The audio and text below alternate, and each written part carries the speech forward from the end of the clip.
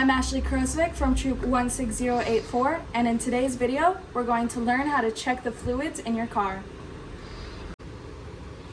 The first fluid we're going to check will be our antifreeze. The two ways to check your antifreeze levels will be either the radiator cap or the overflow cap. I cannot stress this enough. If you are just in your car and it is warmed up, do not touch the radiator cap. Only do it once it is cool. Now that the radiator is cool, in order to take the cap off, you need to press down and twist it counterclockwise to pop it off. Once you take the radiator cap off, the coolant doesn't need to be all the way to the top. As long as you're able to see it in the neck of the radiator, it's good enough, and here's why. The reason that you don't have to worry about this being completely full is because of your overflow tank. When you turn your car off and if your radiator tank is low, the overflow tank pulls extra fluid via a vacuum and tops it off. Next, we'll move on to windshield wiper fluid. There are two different types. There is blue, which is the normal one, and then there's green, which helps get rid of bugs and tree sap.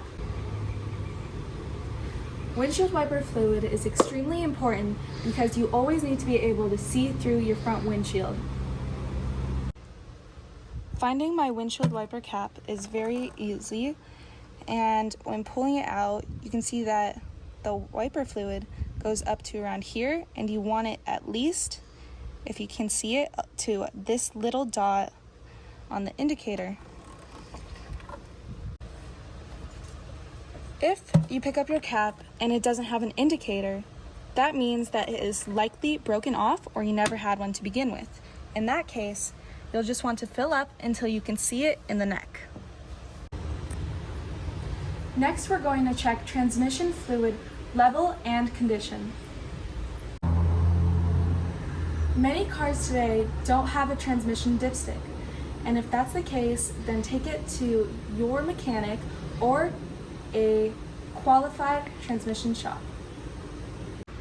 Out of all of the vehicles we own, this is the only car that we have that has a transmission dipstick.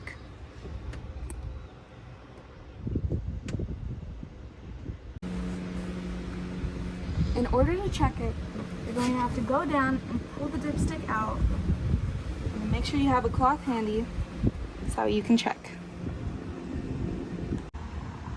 When checking your transmission fluid, you want to make sure that it's always between these two dots, which mine is.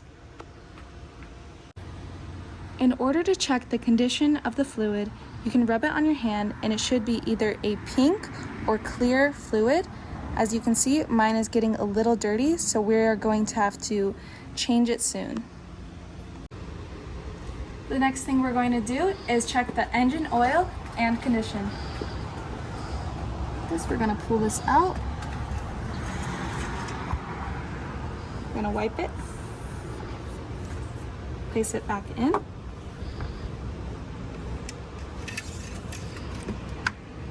pull it back out, and check to see if it's between the two dots.